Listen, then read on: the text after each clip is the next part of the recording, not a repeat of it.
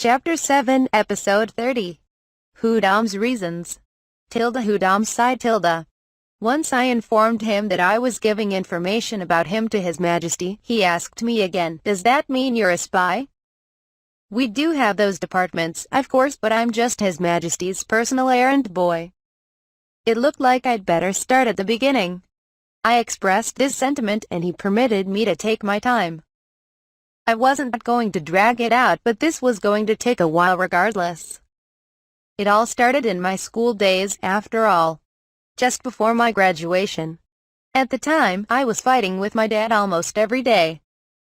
He was adamantly against me pursuing martial arts or traveling to test myself. I told you a bit about my family before. They were a generation of royal gardeners. That's all you need to know.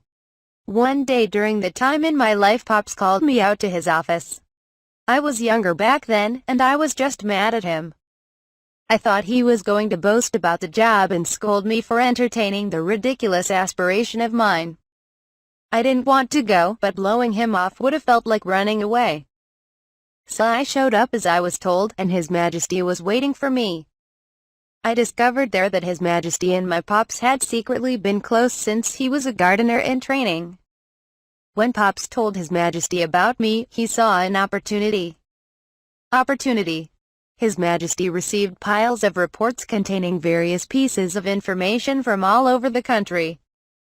Those, however, had been sorted and refined by several subordinates and deemed worthy of His Majesty's time and attention.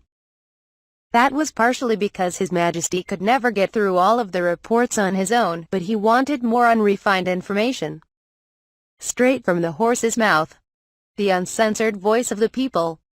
His Majesty had been notoriously free-spirited since youth. He had made friends with my dad because he was hiding in the garden to get away from his studies. "That certainly speaks to the king's character," my boss said. "And the relationship between you and your father. No wonder you're his errand boy." Right. Naturally, once His Majesty inherited the throne, it was much harder for him to sneak out of the palace. So, I would travel the lands and regularly report to him the status of the cities and areas I passed through. In exchange for me taking on this task, His Majesty helped convince my father to allow my departure. And just so he knew, the information I give is only things a normal traveler would see. Mostly the atmosphere of the city and any rumors going around. The espionage you're thinking of is reserved for professionals trained in that department, and that doesn't include me. Something seemed to click with the boss. Before I could ask what that was, he threw another question at me. "Why did you choose my laundry shop for your cover? I remember hearing that you helped Chelma the cook, and that led to the job.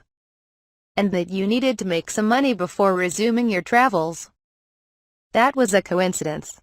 I had come to Gimmel under His Majesty's direction, but I happened to help a lady in need and decided to walk her back since the city didn't look too safe. Not to mention, I needed the money. The only payment I received from His Majesty was him persuading my father. Really? He offered, but my father and I refused. My father did kind of goad me into it when we were ironing out our deal. My journey was supposed to be my chance to improve myself. There was no point in embarking on it if someone else had to foot the bill. That reminded me. In exchange, I guess I have been given the freedom to choose where I go, for the most part. This is the first time I've been asked to go to a specific city. And the information I gather is usually sent in a letter to my father, which is then passed on to the throne. This time, though, a contact is stationed in the city. I received a response to my letter one time, so I assume the contact or someone else uses space magic to deliver my letters to His Majesty straight away. The throne is more involved this time. Can you tell me why? Apparently, the rumor that crime is rising here has been quietly spreading among nobles. His Majesty caught wind of it. All of a sudden, the boss's expression darkened, now looking quiet but ominous. The rumor's widespread. I rushed back to Gimmel after hearing the same rumor in Hudom. Come to think of it, he seemed even more on edge now than he was when we first met. Not that I needed to quell his anger, but I decided that it's not uncommon for news of scandals to spread quickly. especially if the rumors are backed up by fact. And if not, facts can be manufactured. Exactly. He was quick to catch on. I was a bit worried that the glimmer in his eyes seemed to fade out. Boss. Oh, sorry. I was just thinking of something. Next question. You're telling me that your job was to report on the city, but I've heard that you were looking into me. Can you explain this? It's true that I was looking into you specifically, but I can explain that. Go ahead. I finally got to say what I had been thinking these past few days. It's because you're doing too bloody much. I mean, I wasn't lying that my assignment was gathering intel and rumors about the city, but still. I go out into the city to gather information, and all everyone can talk about is you. What choice do I have but to look into you? When I asked people what was troubling them, most mentioned the laborers' rise in crime, which inevitably led to the security company and trash plant that he started, or about the rezoning of the slums. When they talked about him, they told me everything. How close he was with the Duke. How he used incredible magic and kept a countless variety of slimes, and even where I could usually find him at any given time or day, things I hadn't even asked about. It was no more an investigation than it was confirming public knowledge. No matter how far I dug, I got no further than what the lady at the grocery shop told me at the start. Why don't you post everything about yourself in the town square while you're at it? Right. I thought it might have gone like that. Can't argue with you there. At least he was self-aware of how much attention he was drawing. He also seemed satisfied with my defense. Thank you for letting me know. I think that's about all I wanted to ask. Well, one more question. Not that you can do anything about it now, but are you okay with telling me everything like this? You didn't even hesitate. I thought being honest was the best option for me. Every noble knew that the king and the Gimmels, especially the current duke, were close. My boss could easily verify everything I just told him, including my history and my family. My job wasn't something I should brag about, but it also wasn't important enough to try and conceal. As soon as you lured me in here, I had nowhere to run. Any half-baked lie would only hurt me in the end. I understand. Thank you, he said, and slowly waved his hands. Immediately, an armed group came flooding in from the doors on all four sides. I thought they were coming to restrain me, but... Please lower your guard, Master Hudom. If you remain calm, so will we. A calm voice rang in the courtyard. It came from Ulanazi, the maid who showed me to the courtyard. I just recalled her name when I saw her face behind the armed men and women. True to her word, the group had only surrounded me but made no further move to arrest or hurt me. I ensured that we could hear the conversation between you and Master Ryoma. That's true, the boss politely said to me before turning to the crowd. What do you all think of Hudom's explanation? The men close to him answered first. If memory served, they were the ones sent by the Duke. I had seen them around the laundry shop a few times.